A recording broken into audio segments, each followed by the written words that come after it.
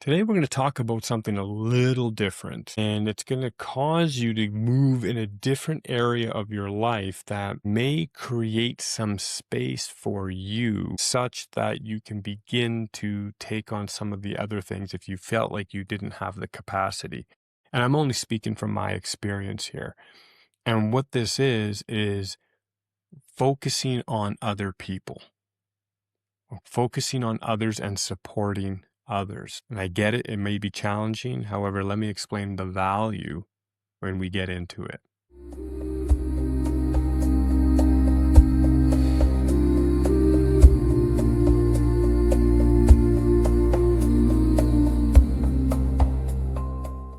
Episode 15 of Ember in the Dark. Welcome. I'm your host, Mike Warren, and today we are talking about being outward focused, supporting others, especially when you are kind of in the lows of the lows. Because I know for me, when I was definitely in those spaces, I isolated and I would pull myself away from my family, away from friends, and any type of conversations or research was all about me. And not in a selfish way. Yes, it was selfish, however, not intentionally selfish. However, it was like I feel as if something is wrong with me, something is, going through all my different modalities like traditional Chinese medicine, Reiki, etc. And going through all those experiences, it was like I was looking at things to improve me or fix me or course correct me. However, everything was me, me, me, me, right? And it's not from a place of consciously, egotistically selfish. However, it was definitely focused on me, focused inwardly. And where things started to really shift for me was about, I would say, February, March, yeah, between February and May of last year. And one of the things that really supported that was me stepping into an arena that I am very familiar with. I worked in this arena many times. However, it's on a volunteer basis in a form of coaching. And I was asked to do it, and I just really didn't want to. I didn't feel like I had the capacity to support people. And if you are experiencing or been following along the podcast, you would understand why that is. That denser frequency, denser energy. It's just like, I have no capacity to support people, and I don't think I'm worthy of supporting people. Story, story, story. And one of the mentors of the people that were running the program, and this is what started to get my brain working, is like, when you're spiraling out, when you're full of doubt, when you're kind of in that space, focus out. Focus out. And when I heard that, I was like, you know what? I just started reflecting, like, over the last 3.5 years, I've definitely been focusing on me. And again, it wasn't egotistically, I got to make me better. It's just, I'm not able to give my wife, my family, my kids, my job, all those things. I'm not able to do all those things. I'm not able to give 100% because I don't feel 100%. So I got to figure out how to get me back to 100% so I can give 100%. Right? And what I mean by that is, imagine yourself a teapot. You are a teapot. And the things in your life are teacups. Your spouse, your kids, your parents, your job, your health, whatever it is you do. Every time you go out and you spend time or invest in those things, it's like you're pouring tea into those teacups. All those things are teacups in your life. What happens to the teapot eventually? Well, it's eventually going to run out. And if you only have 25% tea in your teapot, you only have 25% left. Anyone you go to give tea to or give yourself to, they're only going to get 25% of you. And so when I heard this in the program about focusing outward, that's where I started to look at, like, I've been so much inward focus about myself that I was not moving. I was paralyzed, stuck, because I was just sitting and ruminating, sitting and ruminating. And when I decided, you know what, I'm just going to do this. I know I can do it. I've done it before. However, just the state that I was in at that time, I don't know if I could handle it. And it was a 90-day program. And from day 1 to day 90, I created a lot of space within myself. And here's the cool part about why getting outward focus, why focusing on others, supporting others is so powerful. Because if we're in this denser space, we're in this place of self-reflection, and it's challenging, and, again, those denser emotions. What happens is we tend to sit and overthink. The mind just keeps going and going and going. However, when we get out of the house, we go to support, right? And that can look many different ways. It could be being there for somebody else, a friend or a family member. It could be volunteering somewhere. It could be simply just being out in nature and, picking up garbage. Okay. My suggestion would be with other people, supporting where you can see other people or communicate to other people. Because the cool thing about it that I realized for myself is by doing that, I didn't have time to sit and think and ruminate because I was interacting with other people. I'm not saying it's a end all be all fix. However, when we're caught up in those thoughts, those emotions that are heavy, we keep running it over and over in our minds. When we go out and we support, what can happen is it stops that story from coming up because there's no time. I don't have time to sit in it right now. I am, for example, volunteering at a place, and I got to be present and do the task that I'm volunteering. And so it creates a little bit of space that those stories and those emotions, those habits aren't being reaffirmed. Again, going back to the void and the creation of the new you.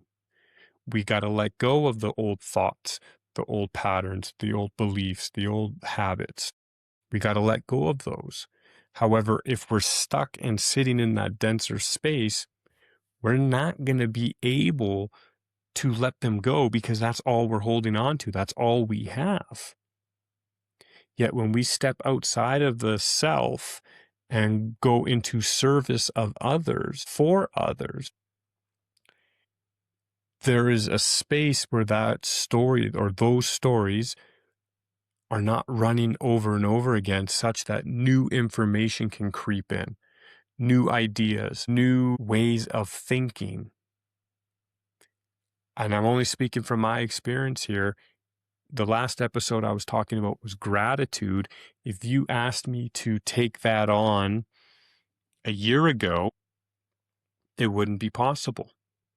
I couldn't, because there wasn't enough space within myself, because it was so full of the junk and the stories repeating themselves over and over and over again. So to fit gratitude in that space, not possible. However, by being outward focused and being of service to others, it allows me to kind of get out of my own way. It kind of puts that story and all that stuff at rest for a bit of time. And it might be for 5 minutes. It might be for 5 hours. It depends. It's different for me all the time. And I'm not saying the times that I was being of service to others, I didn't feel or hear the stories. However, I just kept still being of service, still be of service, fit it in where I can. And what happens is I stop focusing on me and the stories, such that now there's that space. So now gratitude can fit, even if it's a little bit. And it's like a battle from the darkness within to the light within. And it's like a conscious choice one makes. And if we've been surrounded and swallowed up in the darkness, again, there is purpose to it. The light for me is where I found my humility. The dark is where I'm recognizing I'm finding my power. However, I've chosen, unconsciously or consciously, to sit in it longer than I think was necessary. However, bird's eye view, zoom out a little bit, it was that much necessary for me to sit into it so I can get to this point, right? However, what started to create some movement was getting outward focus and being of service to others. And by being of service to others, there's a form of gratitude that comes with it. In the last episode, I was talking about the power of gratitude. So the fact that you get to go out there, right? And just imagine this with me. You wake up, let's take the emotion out of it, right? Because I can get that emotion, it can get heavy and it's like, don't care, don't want to do anything. I get that. Those are times to provide compassion to yourself. However, let's take the emotion out of it and just imagine with me. You wake up and you can sit in your bed, the term now, bed rotting, scrolling on social media, woe is me, my life is this, blah, blah, blah. Or you can choose to get up, walk out the door, go somewhere and be of service to somebody else, regardless of how you feel. After being of service to somebody else, I'm not going to say it's an instant switch and you're like, oh my God, this is great. I feel amazing. I feel like myself again. No, I didn't do that. I didn't feel that. However, there were moments, even if it was like a half a second, there were moments where I could feel a little bit of gratitude, a little bit better about who I am and how I view myself. And that is compounded. And so with that being said, like maybe in this 2-month window, in the last episode, I talked about a challenge with gratitude for 2 months. Maybe in that 2-month challenge with gratitude, you add this. And it doesn't have to be every day. Maybe it's once a week, twice a week, whatever your capacity is to handle. However, to get out and be of service to others. That's many, many layers to it. One, you get out of your own way. You're not ruminating. Two, you are supporting people. You're providing and helping someone else out who may be in need. And the other one is where your attention goes, energy flows. So being in this denser, darker space tends to feel very isolated and very alone. That's normal. That's common. So getting out and connecting with people will rewire the brain to connect some more. Will rewire the brain to focus on those connections. Again, like I said, when we focus on what we focus on is what will grow. Where our attention goes, energy flows. So if we start focusing on other people, our attention is going to go there in a supportive manner, which creates more capacity, more space within that we can bring back and fill up our teapot with. So it's a dance, right? And you see this in nature. You see this in Taoism. It's the give and take, the giving and the receiving. So maybe you've been in this denser space, challenge space, and it's been more of I would say, receiving space where you're constantly receiving for yourself to maybe go do acupuncture, go do different modalities. Maybe you're receiving support from a bunch of other people. I know that was a big one. I was sharing my story with so many people, and at first they were listening and they were hearing and they were attempting to support. However, I couldn't see how much I was talking about it. And even those closest to me, they were getting tired of the same story. I get it. I understand it. And as I started to step out and support others, I was talking less about the story.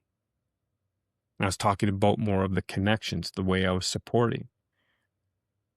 And then it would come back and I would stumble and fall down again and get up and do it again, get up and do it again. However, it's it's moved the meter or the needle for me enough that the idea of gratitude is like, yeah, I can see myself doing that. The idea of rebuilding myself so I have a high self-esteem and self-worth. Yes, I can see myself doing that. Is it going to be easy? No. However, I can see myself doing that, whereas a year ago, not possible. And that started by opening the door of supporting others and being of service to others, right? And it doesn't have to be something major, big every day. It can be something you want to do every day. However, the choice is yours. So I hope this supports you. These are some little tips and tools that I've utilized for myself that have actually started to make some shifts. That have actually supported me in navigating through this dark space a little more effectively. And always remember, no matter how dark it gets, even the smallest of embers can light your path. Thanks for tuning in.